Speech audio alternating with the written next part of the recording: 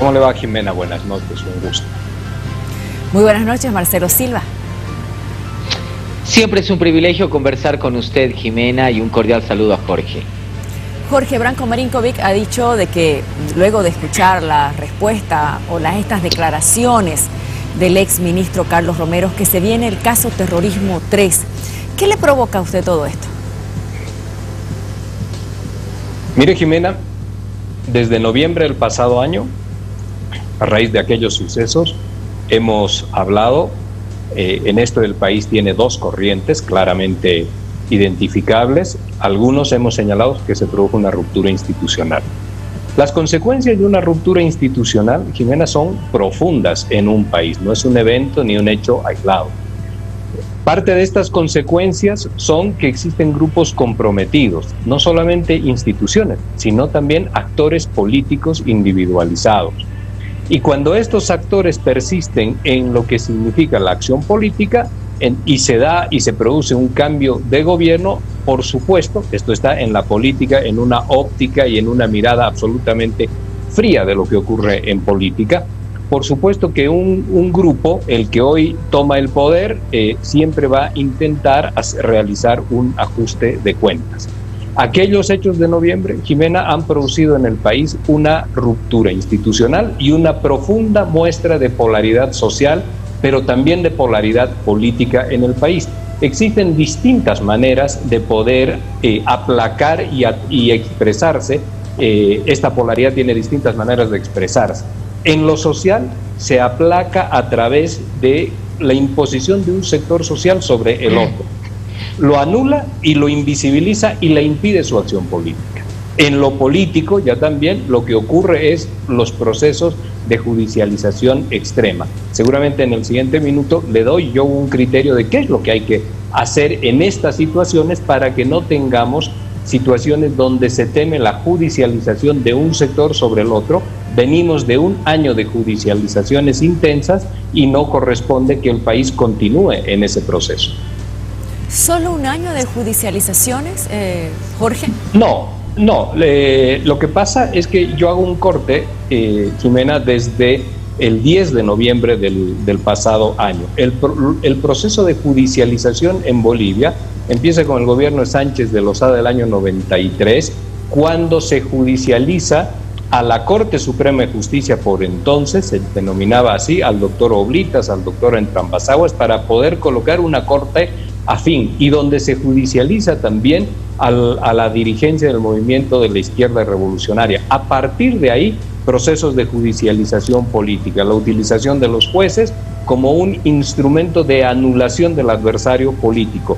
Y por supuesto, en los 14 años de gobierno del movimiento al socialismo, un muy fuerte tiempo y momento de judicialización política, que por supuesto todo esto le causa daño al país, genera unas consecuencias, y obviamente ya el año pasado, cuando usted vio a un ministro colgando unas esposas en señal de detención y amenaza a un expresidente, ya puede ahí tener una imagen gráfica de cómo estábamos viviendo.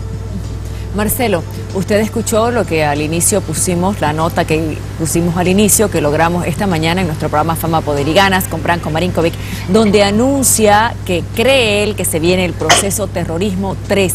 ¿Usted qué opina? ¿Se vendrá un caso Terrorismo 3?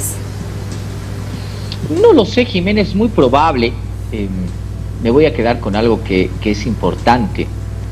A veces los ganadores no solo son ganadores y se quedan con el ámbito, por supuesto, de disfrutar la victoria, sino que hay sectores dentro de los ganadores que van a buscar un ajuste de cuentas. No solamente bajo el marco, que a mí me parece que queda todavía en una anomia, que es la ruptura de la institucionalidad, que también tiene otra historia de correlatos anteriores, ¿no? Y que nunca han sido aclarados por la justicia, ni para bien ni para mal, sino también en el ámbito, por supuesto, de una lógica y consecuencia política que aleja a un gobierno, por lo menos un año del gobierno, del ejercicio del poder político, y que termina, por supuesto, derrocando a un presidente que además explícito estaba, quería quedarse mayor tiempo del establecido, no solamente por sus deseos, sino por la constitución política del Estado y la voluntad popular, ¿no? Entonces hay un lineamiento ahí de hechos y de sucesos que indudablemente tienen que llegar a su completa aclaración. Y claro, da una mala sensación cuando una autoridad o alguien te dice, no lo vamos a decir ahora, lo vamos a guardar, no vamos a dar la lista ahora, la vamos a dar más tarde, en el momento preciso. Eso ya suena como que un ratito, ¿no? Aquí cuídense todos y pónganse bajo la línea todos, porque nosotros vamos a ir sacando las cosas importantes. Es probable que eso se pueda dar, no sería lo recomendable en este momento, en esta coyuntura, por dos razones fundamentales. Porque este hecho, si se diese, opacaría realmente deudas concretas y elementos que a mí me parecen esenciales, que deben ser como un llamado a rendición de cuentas del anterior gobierno. Primer elemento, Jimena, el tema de Sacaba y Sencata. Esa es una deuda importante que tiene que ser aclarada, porque han muerto más de 40 ciudadanos bolivianos, compatriotas nuestros. Y además en un elemento de absoluta desproporción de utilización de fuerzas. Tanques contra manifestantes, ¿no? Se dijo en su momento que tenían armas pesadas y demás, eso nunca se estableció, pero ahí hay muertes concretas que indudablemente tienen que ser aclaradas y que van a apuntar a una responsabilidad política muy, pero muy grave, y es una deuda que yo creo que el anterior gobierno no puede esquivarla. Y cuidado que por abrir este casito de quién financió el golpe o quién hizo esto, se pierda en el horizonte. Y el segundo elemento, las tremendas denuncias, en el caso de los respiradores, por ejemplo, ¿no?, que han pesado sobre el anterior gobierno y que creo que también en una época de pandemia deben darse como responsabilidad. En pocas palabras, lo que le estoy diciendo es de que si esto se diese, tiene el riesgo de opacar realmente demandas históricas de justicia, como los dos casos que le estoy mencionando, y que indudablemente en esos casos sí debe llegarse hasta el final de los hechos.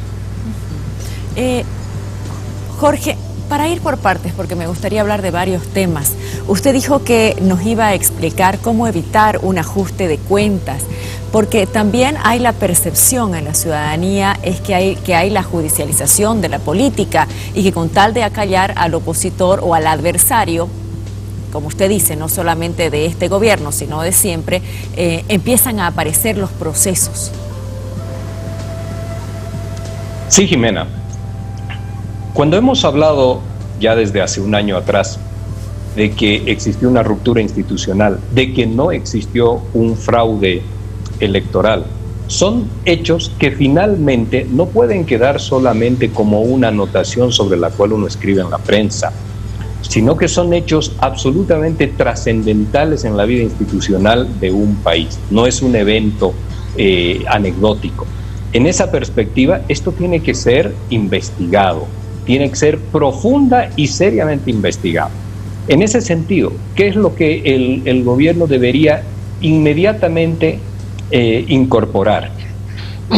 Una comisión de investigación por los derechos humanos y la institucionalidad de Bolivia, pero no sujeta a lo que es el sistema judicial boliviano, sino auspiciada por organismos internacionales como por ejemplo Naciones Unidas, como por ejemplo algunos gobiernos europeos que prestan su colaboración para estos temas de investigación de derechos humanos y de valoración de la institucionalidad de los países. Esto nos puede permitir tener distancia política sobre lo investigado, transparencia, justicia fundamentalmente, y acto seguido a ello poder realizar una profunda reforma de la justicia. ¿Qué es lo que se debe investigar, Jimena? Se debe investigar si hubo una ruptura institucional, si hubo un golpe, si participaron individualmente actores políticos hoy presentes y vigentes en la acción política, si estuvo presente la Organización de los Estados Americanos, si participó la Policía Nacional, las Fuerzas Armadas, si participaron empresarios, si participaron cívicos, Esto se tiene que investigar, pero en un plano de confianza. La justicia boliviana evidentemente no genera estos niveles de credibilidad suficiente y se tiene la sensación de que es absolutamente, que está absolutamente sometida o actúa de forma dócil ante el poder político, cualquiera sea el poder político. Entonces, a estos elementos que les señalo, también hay que incorporar en la investigación procesos pendientes específicos, Jimena, de forma tal de que se tenga en esta comisión un tiempo prudente de investigación sobre lo cual podrán existir responsabilidades o liberación de culpas.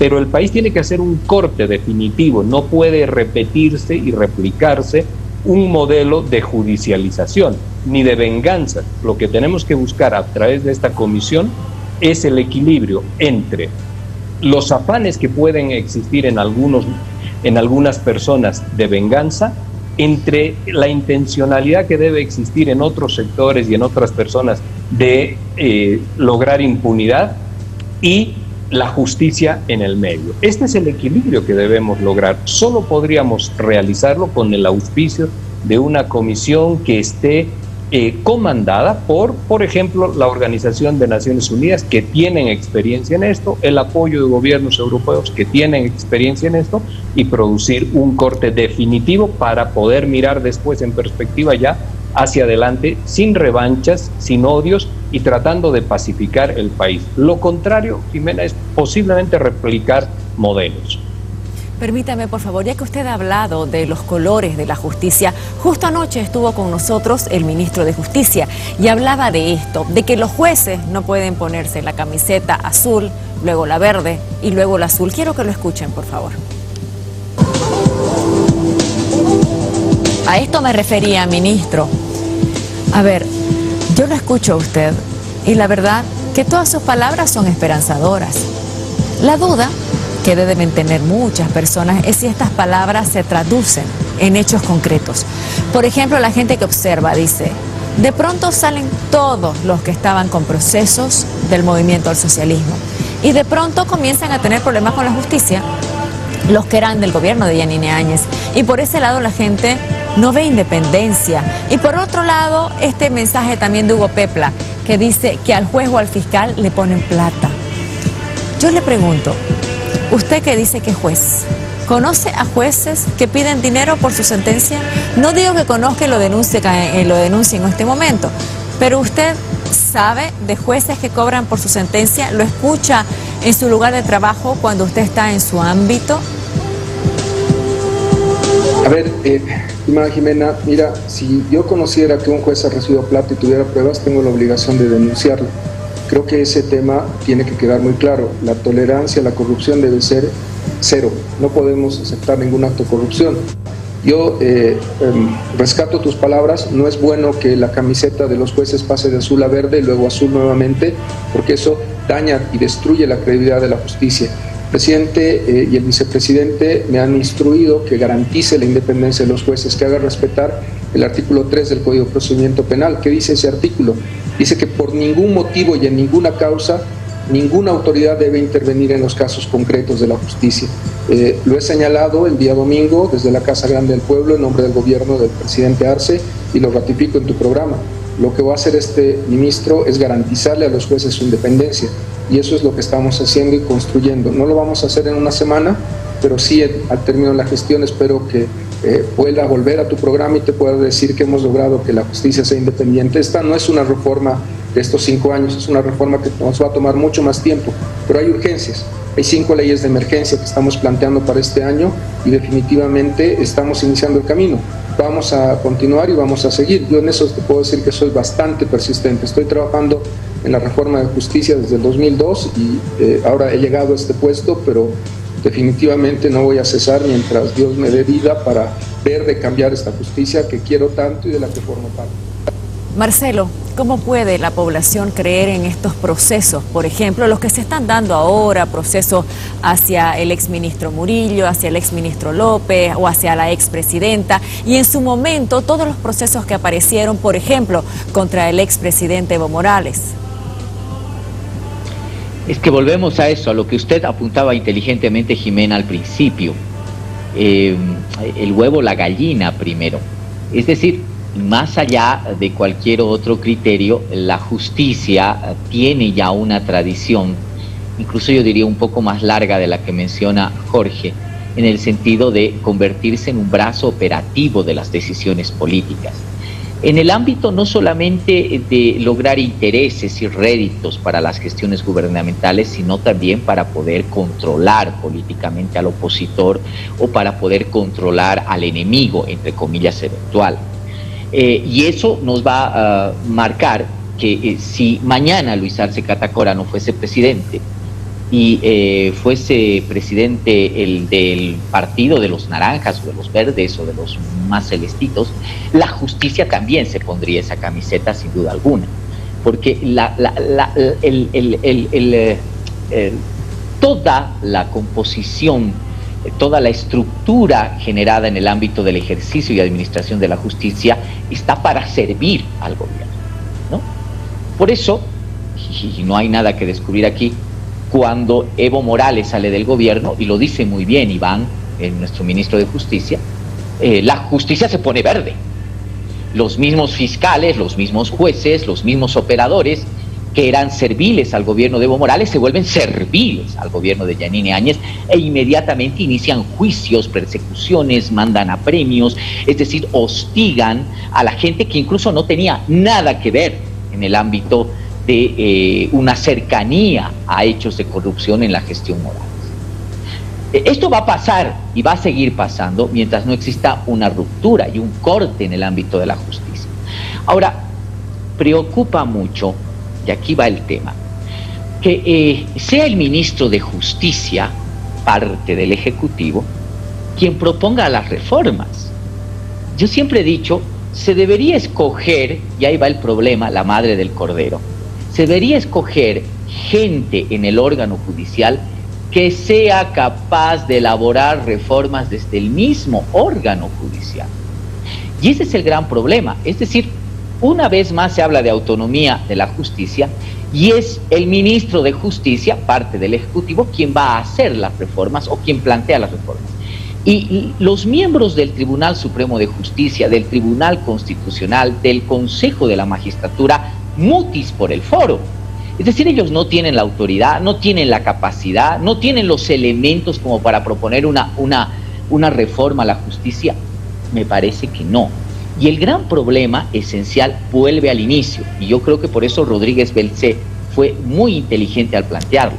Mientras sigamos escogiendo a los jueces y a las autoridades del Poder Judicial mediante un proceso de representación política, porque la votación elige representantes, no jueces, vamos a tener gente que va a seguir anclada en el ámbito de una subordinación a una fuerza política, o peor aún, va a estar subordinada precisamente a no decir nada como la justicia lo está haciendo ahora. Jorge, hablando de la justicia, los procesos de esta justicia azul, verde, azul, ¿qué opina de Yanine Áñez? ¿Debería irse o quedarse en el país? Porque recordemos que ya se fue Arturo Murillo, ya se fue Fernando López y ya se fue del país el viceministro Issa también. Jimena, lo habíamos señalado alguna vez, todos los bolivianos tienen que, si así lo deciden, tener la libertad absoluta de vivir en su patria. La señora Yanine Áñez debe permanecer, si ella así lo desea, debe permanecer en Bolivia y debe dársele las garantías suficientes si es que tiene algún proceso judicial, ya sea en juicio de responsabilidades o por la vía ordinaria. Pero necesariamente lo que tenemos que saber construir acá en Bolivia es la tolerancia contra nuestros opositores sin perspectivas o miradas de revancha y de aplacamiento o anulación política. Esto solamente va a ser posible siempre que exista una justicia independiente. Marcelo hablaba de que no tendremos buena justicia en la medida en que ésta sea electa o se elijan a los jueces por la vía de la representación política, pero esa fue una reforma producto también de la crisis profunda en la que estaba la justicia. Tenemos que encontrar reformas, maneras de poder establecer una profunda modificación o revolución dentro de nuestro sistema judicial. Eso sí, pero mientras esto ocurre... Disculpe que lo corte, Jorge, por favor. Específicamente en el caso de Yanine Áñez, ¿cómo está la situación de la justicia en este momento en el país? ¿Ella podría tener garantizado un juicio? Los políticos, como está hoy la justicia en el país, los políticos en primera línea de acción no tienen garantizada una debida imparcialidad y procesos justos, Jimena. Esto es claramente demostrado. Entonces, por ejemplo, si usted fuera un asesor de Yanine Áñez, ¿qué le aconsejaría? Que se defienda en el país más allá de toda la situación. Queda verdaderamente muy mal el hecho de que un político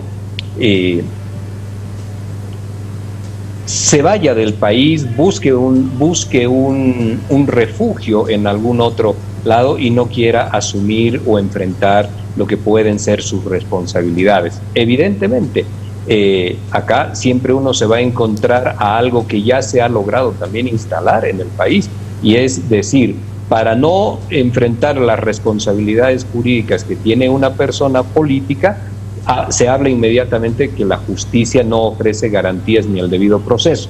Pero también es esto un hecho cierto. Entonces ahí estamos en una disyuntiva entre una realidad de una justicia que es dócil con el poder político y la necesidad de que las personas o los políticos puedan también enfrentar sus procesos en el país. Pero si tuviese yo que sugerir algo y se me escuchara, pues le diría a la señora Áñez que tiene que defenderse en el país. ¿Y entonces estuvo mal, según usted, que Evo Morales fuera del país en su momento? Fue distinto, Jimena. Lo del señor Evo Morales fue una ruptura institucional. A ver, en palabras más claras, en Bolivia se produjo un golpe de Estado. Ya el contexto y los hechos que rodean aquel evento ponían en riesgo la vida del entonces presidente. Sale del país porque existe un conjunto de presiones para que pueda o abandonar el país o lo tomaban preso, pero con riesgo de pérdida de vida, como ha ocurrido con otros líderes en la región, sin querer entrar en ese relato. Pero son situaciones, en ese caso son situaciones distintas. Sí podemos hablar del señor Carlos Romero, por ejemplo.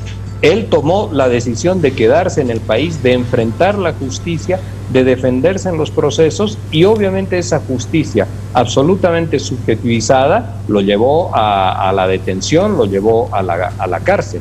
Pero él tomó una decisión que yo le tengo que decir absolutamente valiente. Independientemente de sus responsabilidades, fue una decisión valiente.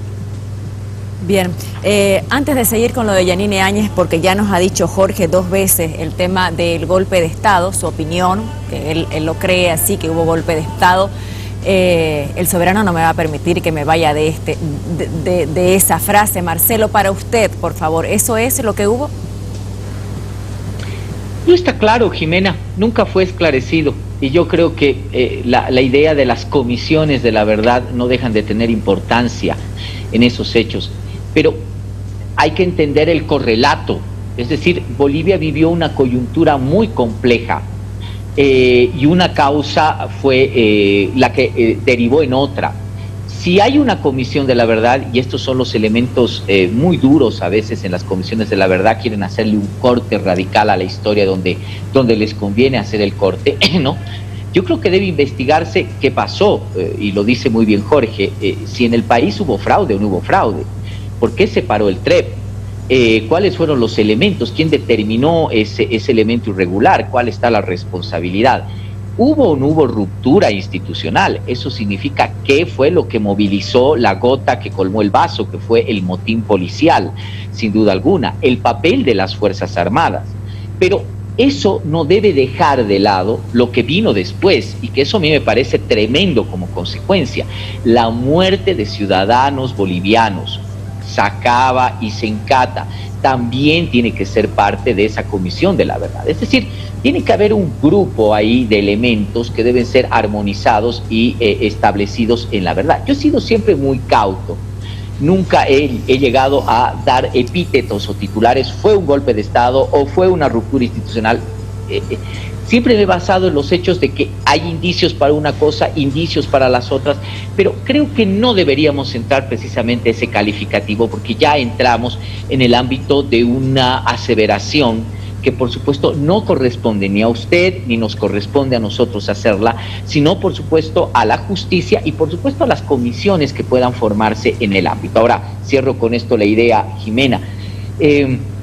Las comisiones a veces sirven, estas comisiones de la verdad, sirven para sacar el bulto coyunturalmente, ¿no? Y no deja de ser una salida política. El doctor Paz Estenssoro y los que seguían decían, una de las mejores maneras de dilatar y sacarse un problema de en cancha es formar una comisión. Claro, dependerá mucho del tema de la seriedad, de quienes participan en esa comisión, pero fundamentalmente de los tiempos que pueda darse esa misma comisión para poder llegar a un elemento verídico, un elemento verosímil y a darnos un correlato real de lo que ha significado ese proceso que quede en incertidumbre todavía para el país. ¿Usted cree que Yanine Áñez tuviera un juicio justo en este momento en el país? ¿O va a tener un juicio justo? Primero, no sé si tendrá un juicio, ¿no? No nos olvidemos que ella debería enfrentar un juicio de responsabilidades. Y para enfrentar un juicio de responsabilidades, doña Yanine Áñez necesita, primero que se necesita varios actores involucrados en el ámbito. La Fiscalía, el Ministerio Público, tiene que haber una denuncia concreta, efectiva. Esta instancia, el Ministerio Público, si ve conveniente, tiene que ir al Tribunal Supremo de Justicia. El Tribunal de Justicia solicita permiso a la Asamblea Legislativa Plurinacional. La ley es absolutamente clara. La Asamblea Legislativa solo puede autorizar un juicio de responsabilidades por 2/3 de sus miembros. Por lo tanto, ahí tendría que haber un acuerdo político para enjuiciar a Yanine Áñez. No le basta al MAS para enjuiciar a Yanine Áñez. Tendría que haber un acuerdo con parte de Comunidad Ciudadana o tendría que haber un acuerdo con parte de Creemos para que el MAS logre los 2/3 y se logre autorizar el juicio de responsabilidades. Si esta petición de juicio de responsabilidades no prospera en 2 votaciones, Jimena, en la Asamblea Legislativa Plurinacional, esa causa es archivada automáticamente, ¿no? Entonces, no es un proceso tan fácil, ni tan ligero y tan expedito. Los juicios de responsabilidades tienen un procedimiento bastante largo y como todo juicio, que al final es político, porque es un juicio político a una exmandataria, necesita, por supuesto, zafarse de los umbrales constitucionales, concretamente de la Asamblea Legislativa Plurinacional. Jorge, ¿usted cree que está en este momento blindada Yanine Áñez? No, Jimena. No, Jimena, porque los 2/3 dependen un poco de la movilidad que pueda existir en algunos diputados. En la política se negocia absolutamente todo y diputados y senadores opositores hoy en día vemos que pueden ir de un lado hacia el otro de manera oscilante para poder construir esas mayorías siempre y cuando puedan obtener algún beneficio. Eso está anotado en la conducta de nuestros parlamentarios. Habrá que ver, por supuesto, si esta es la excepción. Y también, por supuesto, queda siempre abierta la posibilidad de que se pueda llevar o derivar un proceso judicial por la vía ordinaria y no necesariamente en la cuestión por otras causas, en la cuestión de juicios de responsabilidades. Permítanme. Se nos ha ido por un momento el audio de Jorge. Vamos a ver si lo podemos retomar, por favor. Quería acotar algo. Vamos a ver, por favor, mensajes del Soberano mientras retomamos el contacto con Jorge Ritter y Marcelo Silva. Mensajes del Soberano. El Soberano. Lo siento yo. Johnny, es claro que fue financiado, por eso saquearon los bancos para devolver el dinero que se gastaron en los 21 días, dice. Edgar Telles Martínez, la ruptura no fue solamente institucional, sino también constitucional por parte del masismo y del gobierno de transición. Johnny, las pititas solo recibieron migajas, dice. Fercho Fernández, las pititas solo fueron testaferros de los golpistas vendepatrias. Manuel Rodrigo Blanco Laruta, quien ganó las elecciones, hará historia en la política, por cuanto está más próximo a la verdad decir que hubo golpe de Estado y a partir de eso procesar a los culpables. Selvi Valdés: pido que se investigue a la alcaldía porque observé cómo una camioneta de la misma repartía comida y dinero en puntos de bloqueo. Elia P., independencia de poderes, pide. Jimena García: que se investigue a todos, más que todo a los masistas. Jorge, ahora sí, quedamos a medias en su... Bueno, yo le decía a Jimena respecto del golpe que las personas, en mi caso, que estudiamos las ciencias sociales, la ciencia política, lo hacemos para poder categorizar de manera clara, contundente, lo que significan estos procesos, en el caso de Bolivia, el de ruptura institucional. Esto yo lo he escrito en noviembre del pasado año, no lo estoy diciendo el día de hoy al calor de los resultados electorales. Ser prudente y ser consecuente con una línea de formación es también señalar que los elementos constitutivos que se pudieron observar el pasado año en noviembre conforman lo que está anotado hoy en las ciencias sociales dentro de lo que significa el neogolpismo. Y el segundo elemento que hay que señalar siempre de manera clara: no existen, Jimena, elementos que justifiquen, ni el 21F mismo, que justifiquen la realización de un golpe de Estado. ¿Y sabe por qué? Porque ahora tenemos estos inconvenientes.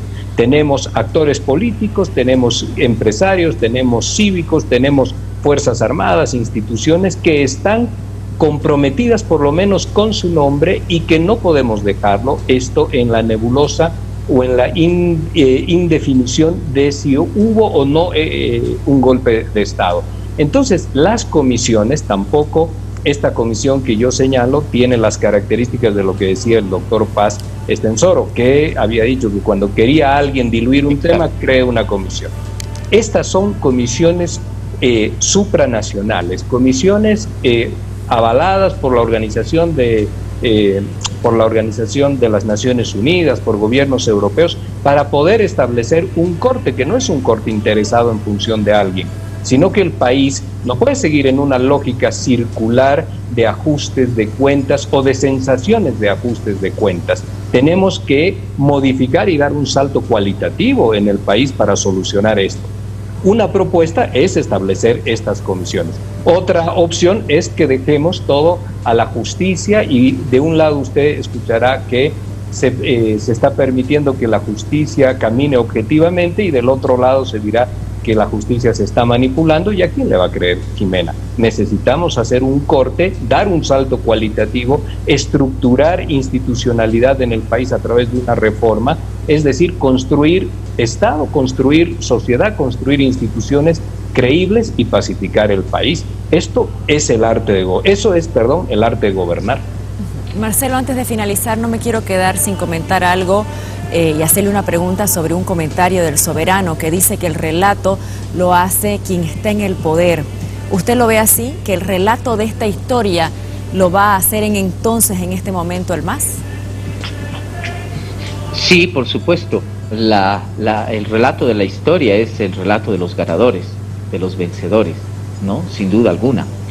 Sin embargo, en estos hechos que indudablemente necesitan clarificación, y es loable esa propuesta, ¿no? Tiene que haber alguien que no esté inmiscuido, ni es ganador ni es perdedor, que tenga la capacidad y la objetividad de decir, señores, esto es lo que pasó, ¿no?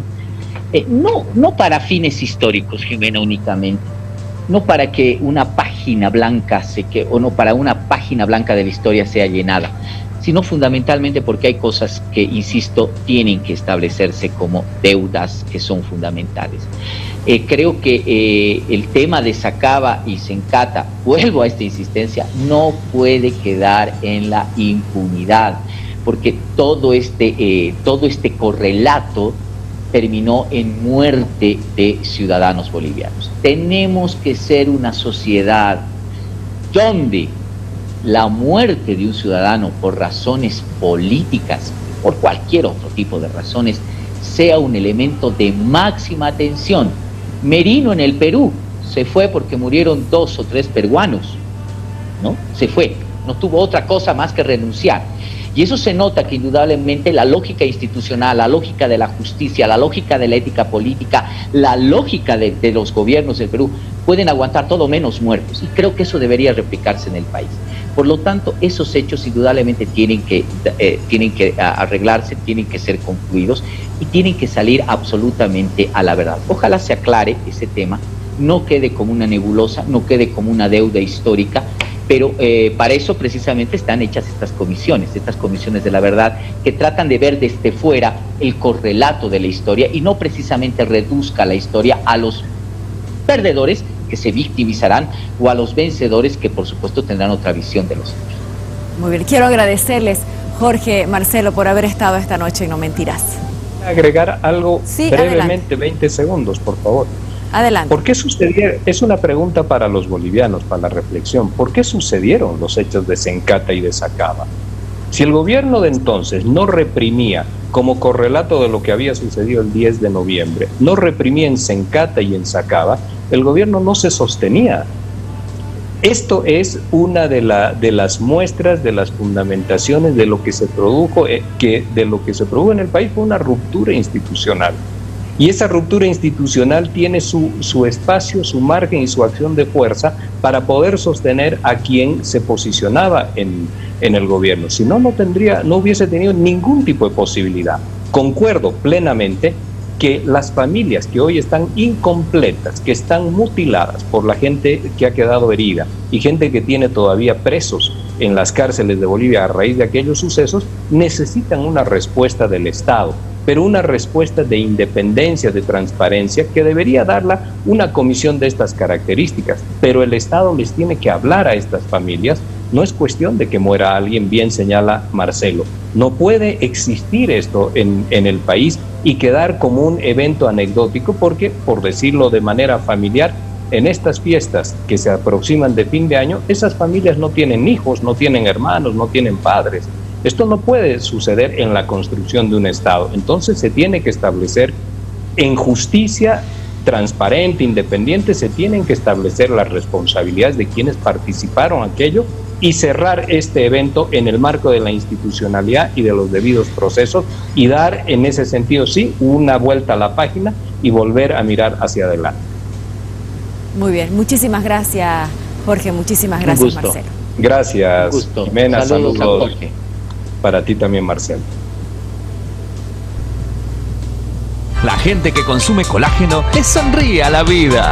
Por eso, consume colágeno hidrolizado SQF de Solquifar. Con el colágeno ayudas a mantener la flexibilidad y resistencia de la piel, los ligamentos, los dientes, los tendones, los músculos, las uñas, los nervios, los vasos sanguíneos, los huesos, el cabello, articulaciones y hasta las encías. Colágeno hidrolizado SQF de Solquifar te ayuda a tener la elasticidad y movilidad que tu vida necesita. Busca en tu farmacia preferida colágeno hidrolizado SQF de Solquifar en todas sus presentaciones. Precio sugerido 90 bolivianos. Bueno, y antes de irnos a la pausa de este primer bloque, y No Mentirás, no queremos